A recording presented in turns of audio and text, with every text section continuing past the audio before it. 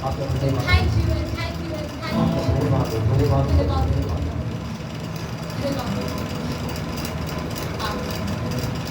आप लोग सब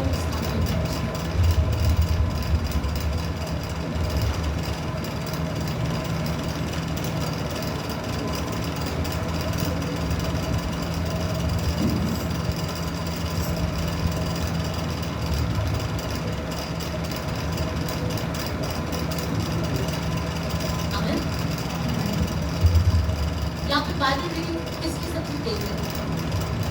कौन जल्दी अभी चैप्टर से बात? मेरी नहीं।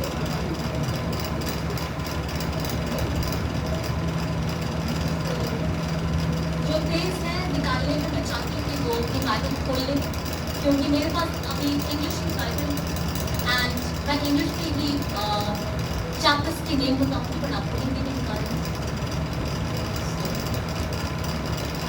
सबसे पहले बताना चाहती कि परमेश्वर ने हमसे वायदे बहुत सारे और उन वादों को हमारे जीवन में पूरा करना। लेकिन ऐसा नहीं कि हमारे जीवन में कोई कठिनाइयां नहीं है, ऐसा नहीं कि हमारे जीवन में बीमारियां नहीं है, ऐसा नहीं है कि हमारे जीवन में कोई आर्थिक समस्याएं नहीं है। ये प्रॉब्लम्स आती है ताकि हम लोग परमेश्वर की स्तुति कर सकें। लेकिन जब परमेश्वर हमें उन पीड़ाओं से जब बाहर निकालता है तो हम लोग उसकी महिमा करते हैं। एक गवाही हमारे जीवन में बनती है। हम लोग जब अपने पिछले जीवन को देखते हैं और जब हम लोग अपने नए जीवन को देखते हैं तो हम लोग दुनिया को बताने वाले बनते हैं कि परमेश्वर ने हमारे जीवन में क्या करना है। और वो काम वो हमारे जीवन में सदा वो परमेश्वर करता है और वो हमेशा हमारे कल को जानता है। अधिकतर लोग जो है वो स्पेशली मैं मसीहों के लिए मैं बोलना चाहती हूँ कि जो सबसे ज़्यादा बाइबल पढ़ते हैं, जो सबसे ज़्यादा प्रार्थना करते हैं, लेकिन जब विपत्तियाँ जीवन में आती है तो मन एकदम ट्रेम्बल होता है, एकदम घबरा जाता है कि कल क्या होगा। मैं एक गवाही देना चाहती हूँ कि मैं जब फेसबुक तो एक गवाही है छत्तीसगढ़ की बात है और वहाँ पे जैसे हम लोग जानते हैं कि कैसे चर्चेस के ऊपर बहुत सारे अत्याचार होते हैं। मुझे नहीं पता कि आप में से कितने लोगों ने इस गवाही को सुना, लेकिन मैं जिनको नहीं पता मैं वहाँ पे बताना चाहती हूँ कि जब वहाँ पे एक छोटा सा चर्च था और उसमें केवल 30 लोग ही आते थे और बहुत सालों से उतने ही लोग और कोई बढ़ोतरी नहीं होनी थी। पास्टर वर्शिप सब कुछ अच्छा था लेकिन बढ़ोतरी नहीं हुई। अभी पिछले से पिछले महीने वहाँ पे एक बहुत भयंकर अटैक और वहाँ पे सारे चर्च सारे समाज को वहाँ पे तोड़ दिया गया और पास्टर्स को वहाँ पे मारा गया। बहुत कुछ हुआ वहाँ की कलीसिया को भी काफी चोटें आई। पर ठीक उसके 2 हफ्ते के बाद उस कलीसिया की जो बढ़ करके 30 लोगों से बढ़ करके 300 और ऐसा पास्टर ने बोला कि अगर ये गवाही आई है जो पूरे मोहल्ले में जो चर्च को खत्म करना चाहता उस चर्च में वो आज सबसे बड़ा उस मोहल्ले में सबसे बड़ा चर्च बना और सिर्फ के ऊपर जब विपत्ति उस चर्च के ऊपर आई।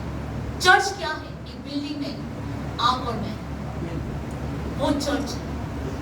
बिल्डिंग खाली हो सकती है लेकिन जब हिम्मत जब बहुत ही तगड़ी होती है तो वो हिम्मत ही है जब आपके अंदर ये हिम्मत होती है कि हम एक विपत्ति का सामना करने लायक है। वो चर्च और वैसा चर्च कभी घटेगा नहीं लेकिन वो सब बढ़ेगा। लेकिन परमेश्वर हमेशा बाहर निकाल मेरे साथ आप लोग निकाल लें। विपत्ति को झेलने के लिए सबसे पहले क्या चाहिए होता है? आपकी प्रॉब्लम्स को झेलने के लिए, बीमारियों को झेलने के लिए सबसे पहले क्या चाहिए होता है? प्रार्थना नहीं, प्रार्थना तो जरूरी है, विश्वास। लेकिन एक और चीज, जैसे कि हम फाइनेंशियल कंडीशन को हम किसके जरिए हम लोग ठीक करेंगे? सिर्फ दुआ के साथ नहीं, कदम के साथ। और ये कदम कैसे करना है? बुद्धि के साथ। एक मसीह जीवन में एक अच्छी बुद्धि होना बहुत जरूरी है। अगर आप जॉब में जाते हैं उसमें अच्छी बुद्धि होना बहुत जरूरी है। और ये बुद्धि कहाँ से आती है? परमेश्वर की ओर से। परमेश्वर की ओर से वो बुद्धि आती है। बहुत सारे आज को बहुत ही बुद्धिजीवी लोग, साइंटिस्ट बहुत बड़े बड़े, लेकिन आधे से ज्यादा साइंटिस्ट को पागल बोला जाता है। वो बताओ क्यों? क्योंकि उनके पास बुद्धि तो है लेकिन वो अच्छे काम में वो यूज नहीं करते। और वो ऐसा क्यों है? ये प्रार्थना की कमी या तो बिल्कुल भी प्रार्थनाएं नहीं। बहुत सारे हजारों लाखों करोड़ों रुपए अलग अलग जगह में जाने के लिए खर्च किए जाते हैं, जिसका कोई भी यूज नहीं।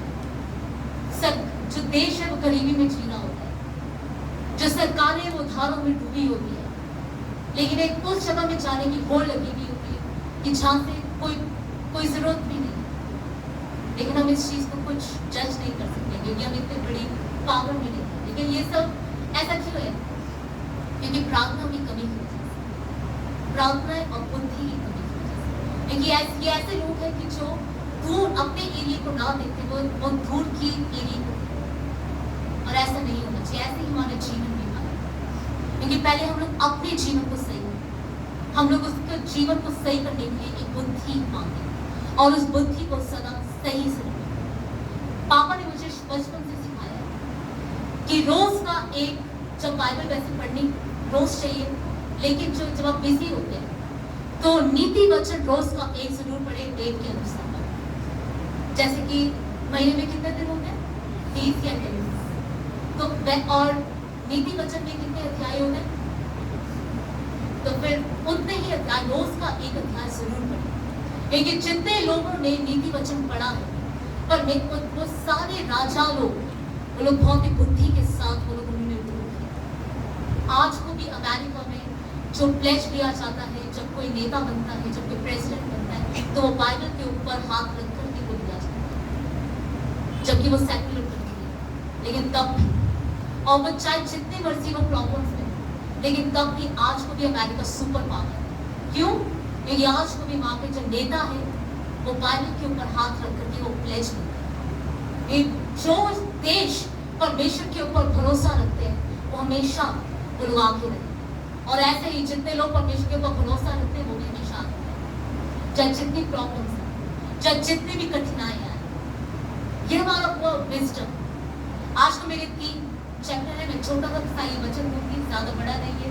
ये मेरे पापा उसके बाद आएंगे, विचार करेंगे। क्योंकि अभी जब हम लोग पंजाब में थे तो अप्रॉक्सीमेटली हमारा 2 घंटे का मेरा वचन था और 2 घंटे का पापा का था, और फिर वर्ष 2 घंटे की थी। तो फिर रात, तो फिर जितने भी कॉम्युनिकेशन थी वो रात के 2:30 बजे वो लोग वापस अपने घर गए, लेकिन किसी को नींद नहीं आई। वो चर्च वही है कि जिसकी वर्शिप में, जिसके वचन में सुस्ती ना हो।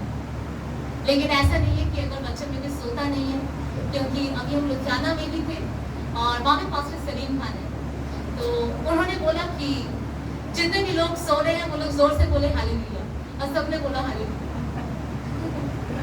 इसमें चर्च में अधिकतर लोग सो जाते हैं। एक सिस्टर थी तो उनको बहुत ज्यादा प्रॉब्लम थी, उनको नींद नहीं आती, तो एक बहन ने बोला कि आपको हम चर्च लेकर के जाएंगे। वो कई महीनों से वो सोई नहीं, वो जैसी चर्च आई उनके एकदम नींद आई। तो उन्होंने फिर पास्टर से बोला कि पास्टर मेरी ये वाली बीमारी थी, लेकिन अब मैं चल रही हूँ। तो पास्टर ने बोला ऐसी कौन सी बीमारी थी? बोले मुझे नींद नहीं आती है, लेकिन मैं जब भी चर्च में आती हूँ मुझे अच्छी नींद आती है।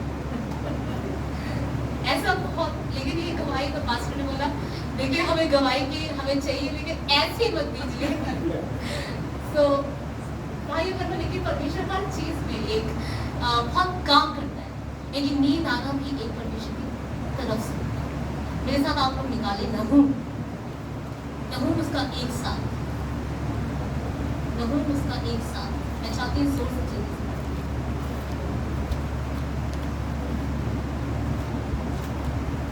नहूम उसका 1 साल,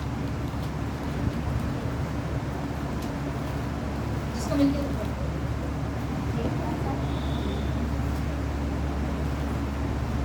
सब खुदी हुई मूर्तें टुकड़े टुकड़े की जाएंगी, और जो कुछ उसने छिनाला करके कमाया है वह आग से भस्म किया जाएगा, और उसकी सब प्रतिमाओं को मैं चकनाचूर करूंगा। नहीं, नहूम 1 का 7।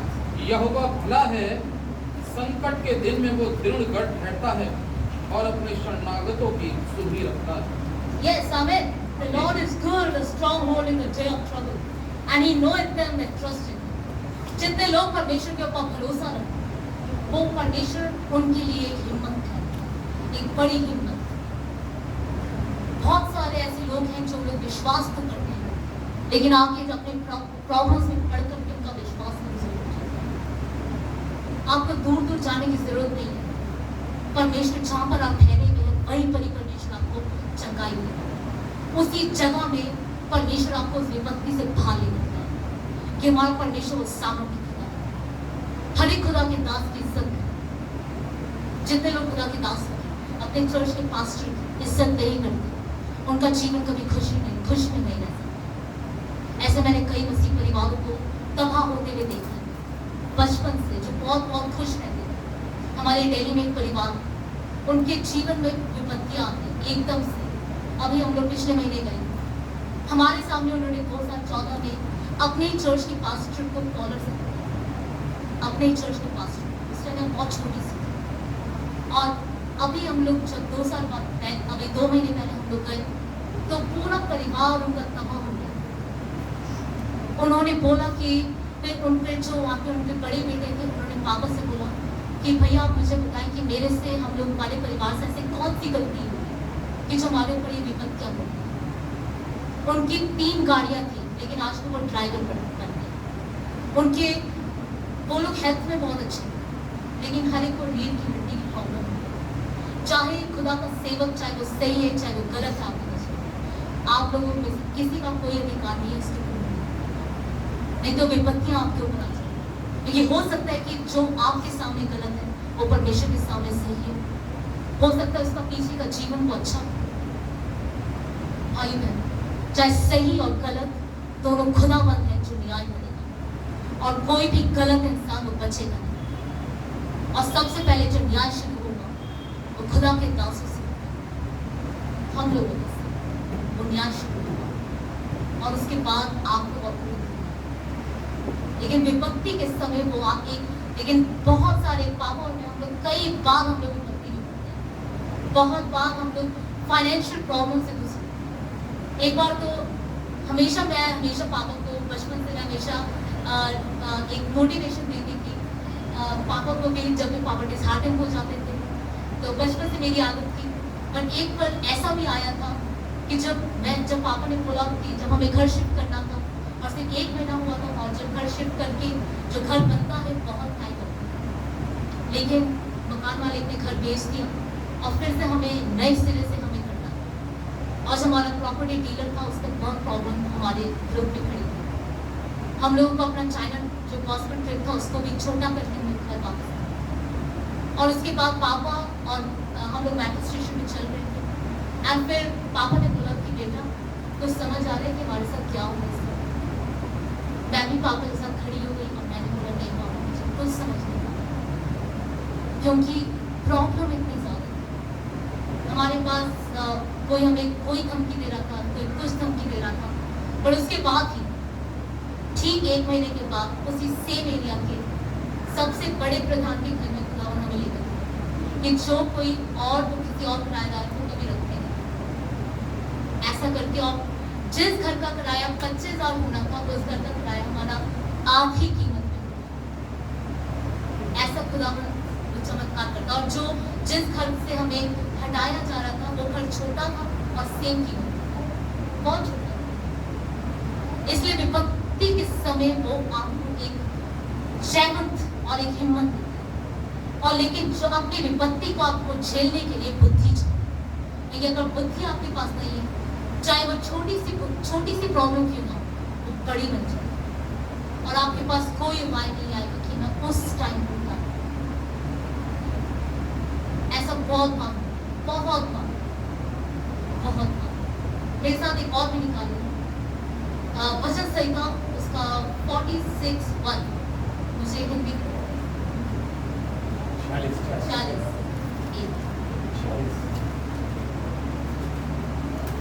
परमेश्वर हमारा क्षण स्थान और बल है, संकट में अति सहज से मिलने वाला सहायक। आमीन।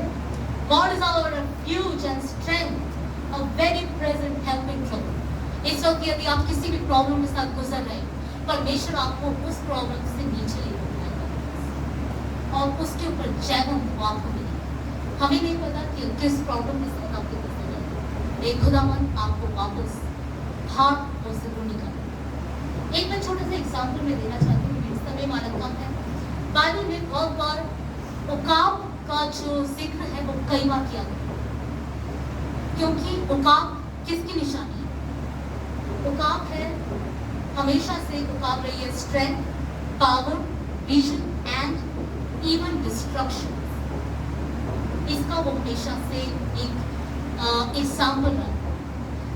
कल ही हम लोग बात भी कर रहे थे और ये वाला एग्जाम्पल हम लोग ने दिया था, और इस एग्जाम्पल के बाद मैं वचन खत्म करूंगी। एक जो उकाब होता है उसकी जो लाइफ स्पैन होती है वो होता है 70 साल। 70 साल वो जीता है और वो बहुत शान के साथ जीता है। वो बहुत बड़े बड़े शिकार करता है और वो सबसे बड़ा शिकारी है। आसमान का राजा उसे बोला जाता है। शेर जो धरती जो जमीन का राजा वो शेर है, लेकिन आसमान का राजा वो उकाब है। और लेकिन जब 20 साल की उम्र में जब वो आता है तो वो बहुत ही निर्भर हो जाता है, बिल्कुल ही कमजोर हो जाता है। उसकी चोंच से वो कोई शिकार को पकड़ नहीं सकता। उसके क्लॉज जो होते हैं वो भी एकदम हल्के हो जाते हैं, वो किसी को उठा नहीं सकता। और जो उसके पंख होते हैं वो बिल्कुल बिल्कुल एकदम चिपके से हो जाते हैं। और वो ऐसी जिंदगी से वो लचक भरी जिंदगी में वो नहीं ठहरना चाहता। उसके बाद वो क्या करता है? एक सबसे ऊंची पहाड़ी के ऊपर वो जाता है, उसकी सबसे ऊंची चोटी के ऊपर जाता है, बिल्कुल एकांत में, और फिर वो वहां पे एक एक करके वो अपनी चोंच को तोड़ता है। और उसके बाद और अपने नाखूनों को, है ना, आप लोग एक बार ट्राई करें अपने नाखूनों को उखाड़ने की। आप लोग नहीं कर पाओगे ना, आप खींच भी नहीं सकते।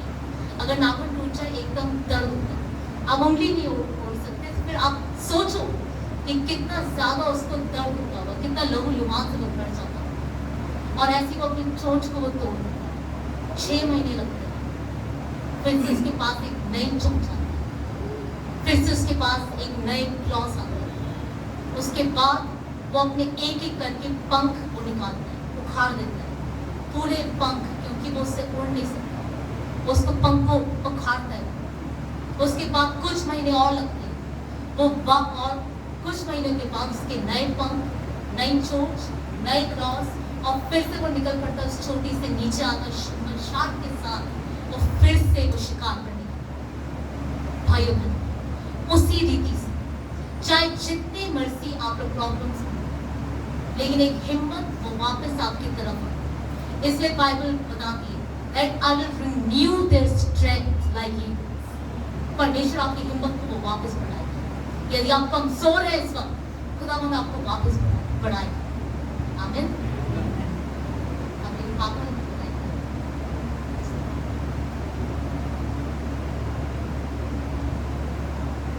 I will not take much time of you. आपको ज्यादा समय में नहीं, Because time is short. Time बहुत छोटा है। Before I actually going to preach, so I just want to sing a song, God's Glory. इससे पहले मैं यहाँ पे गीत गाऊँ, यहाँ पे परमेश्वर के Because when we लिए sing more, so because when we sing more, क्योंकि जितना हम लोग ज्यादा गाते हैं, we get strength more. हमें उतनी ही ताकत मिलती है। Do you believe that?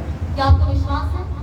But we should not sing the Bollywood songs लेकिन हमें बॉलीवुड गाने गाने की जरूरत नहीं, because it is sin. क्योंकि कोई पाप है, Because there is a lesson in that. क्योंकि उसमें एक मंत्र बन है। But we have to sing the God's song लेकिन हमें परमेश्वर की गीत गाना, because God is our strength. क्योंकि परमेश्वर हमारी God is our ताकत है, strength. परमेश्वर हमारी ताकत है, God is our light. परमेश्वर हमारी ज्योति है, And He will go before us wherever we will go. और वो हमारे साथ साथ वो आगे He आगे will not leave you and then not forsake you. कभी आपको छोड़ेगा नहीं, होगा कि आपको बुलाएगा।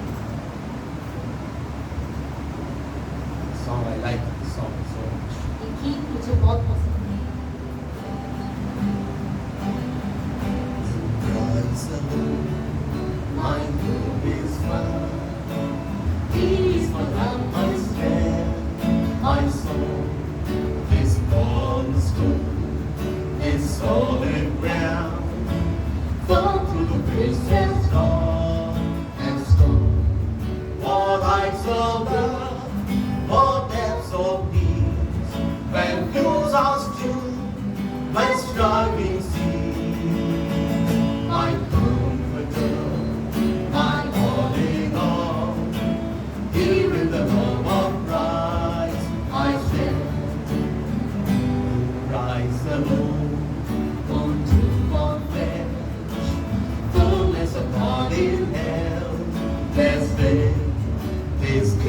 of love and righteousness. Scorned by the ones he came to save. Till on the cross, as Jesus died, the wrath of God was satisfied. For every sin on him was laid. This is the death of Christ. Keep it clap offering to him. ये खुदा को ताली धन्यवाद दें। Because our God is great. ये हमारा परमेश्वर महान है। I just want to request each one of you to kindly stand wherever you are sitting. चाहता हूँ कि आप सब थोड़ी देर के लिए स्थान में खड़े हों। You can also, if you can sing, you try to sing this song. brothers and जिसको ये sisters. गीत आता है वो लोग भी साथ में गाएं। If you can sing, though, you will be blessed so अगर आप much. गा सकते हैं तो इस गीत को गाएं। I'm singing very slow speed. मैं बहुत ही धीरे स्पीड में नहीं गाऊंगा। In Christ alone, my hope is found. He is my light, my strength, my song. His cornerstone, this solid ground. From to face is strong and strong. What heights of love, what depths of peace. When views are still, when striving cease. My comforter, my all in all. Here in the love of Christ, I stand. Yes, Lord. Father God, I thank you, Master, for this presence. मैं धन्यवाद देता हूँ यीशु की सुंदर आपकी उपस्थिति Because your word says, कि आपका वचन बताता है according to the Gospel of Matthew, chapter 18, verse 20, मत्ती उसका 18 उसका 20 के अनुसार wherever the two or three will be gathered in my name, ये जानता है कि 2 या 3 मेरे नाम से इकट्ठा हुए I will be there. मैं वहाँ पर उपस्थित हूँ। You have promised in the Gospel of Matthew, chapter 28, verse 20, आपका वचन बताता है मत्ती उसका 28 उसका 20 के I अनुसार am with you always until the end of the world. कि जगत के अंत तक मैं सदैव तुम्हारे संग। Father God, your word says, according to the book of Hebrew, chapter 13, verse 8, इब्रानी उसका 30 उसका 8 के अनुसार there is written, वहाँ लिखा है Jesus Christ is the same yesterday, today, and forevermore. यीशु मसीह कल आज और युग ना युग एक सा है। Father God, you are the God who never change. पिता परमेश्वर आपको परमेश्वर है जो कभी बदलते नहीं। You are the God, you are not dead. आप मरे हुए नहीं हैं पिता, Lord, I thank you. You are the living God. लेकिन आप जिंदा हैं And according to your golden promise, you are in the midst of us right now. और अपने Here. सुनहरे वचन के अनुसार आप हमारे बीच में उपस्थित हैं। Lord, I thank you, God. आपका धन्यवाद हो In Jesus' name I pray. यीशु के नाम से Amen. आमीन। You can say. आप सब लोग।